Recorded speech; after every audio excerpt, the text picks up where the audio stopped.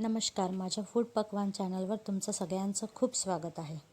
आता श्रावण महिना सुरू झालेला आहे, त्याच्या तुम्हा सगळ्यांना हार्दिक शुभेच्छा. श्रावण महिना म्हटलं की गोडधोड हे झालंच पाहिजे. मग चला बनवूया आपण एक गोडाचा पदार्थ, रव्याचा शिरा. पण तोही साधा नाही, त्यात आपण टाकणार आहोत काही 2 स्पेशल इन्ग्रेडियंट, ज्याच्यामुळे हलवा खूप टेस्टी लागेल. चला मग बघूया. इथे मी 1 वाटी रवा घेतलेला आहे. कढईत साजूक तूप टाकूया 2 चम्मच. त्यात हा रवा टाकून रव्याला चांगल्याने परतून घेऊया. जोपर्यंत की रवा हा तांबूस रंगापर्यंत होत नाही तोपर्यंत आपण रव्याला परतून घेऊया. रव्याला कंटिन्यू चालवायचं आहे, नाहीतर तो जळू शकतो. इथे आपण एका पातेल्यात पाणी गरम करूया शिऱ्यात टाकण्यासाठी. बघा आता इथे रवा चांगला परतला की यात आपण टाकूया 1 चम्मच बेसन. बेसनामुळे शिऱ्याचा टेस्ट खूप छान लागतो.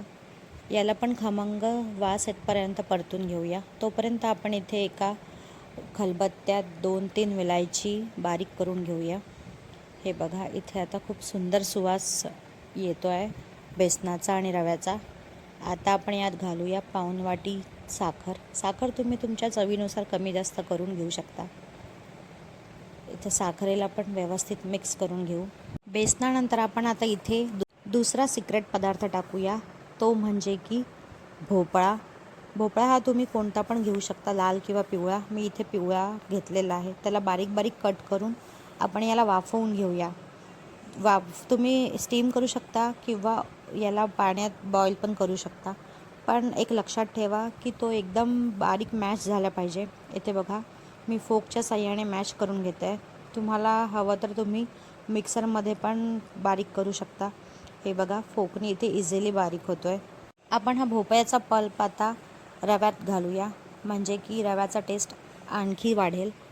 हे 2 सिक्रेट इन्ग्रेडियंटमुळे हलवा खूप टेस्टी होतो. एकदा नक्की ट्राय करून बघा या पद्धतीने. हे बघा मी इथे भोपळा टाकून मिक्स करते.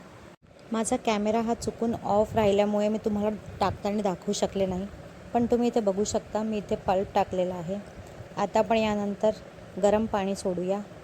पाणी रव्याच्या वरपर्यंत सोडायचं आहे, म्हणजे की रवा एकदम मोकळा होणार नाही आणि खायला खूप सॉफ्ट लागेल. इथे बघू शकता मी पाणी किती वापरलेलं आहे. रवा चांगल्याने आतमध्ये बुडल्या पाहिजे तोपर्यंत टाकायचं पाणी. आता आपण टाकूया वेलची पूड. आता आपण याला छान शिजू देऊया, म्हणजे की पाणी पण आटलं जाईल आणि साखर पण व्यवस्थित मिक्स होईल. इथे बघा किती छान सॉफ्ट असा शिरा तयार झालेला आहे. आता आपण वरून टाकूया थोडे कट केलेले ड्रायफ्रूट्स. तुम्ही तुमच्या इच्छेनुसार कोणते पण ड्रायफ्रूट्स घालू शकता. मी इथे डायरेक्ट टाकलेलं आहे. तुम्हाला हवा असेल तर तुम्ही तळून पण टाकू शकता. इथे आता मी गॅसचा फ्लेम बंद करते. बघू शकता तुम्ही किती सॉफ्ट असा हलवा तयार झाला. चला मग आता देवाला नैवेद्य लावूया. देवासाठी आपण इथे हलवा काढूया एका बाउलमध्ये.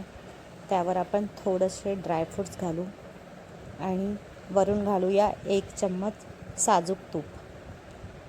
आपला हलवा रेडी आहे. अशा प्रकारे हलवा तुम्ही एकदा ट्राय करून बघा. आणि हो, हलवा बनवताना हे 2 सिक्रेट इन्ग्रेडियंट नक्की टाका, त्यामुळे तुमच्या हलव्याचा टेस्ट खूप छान येईल. बाय.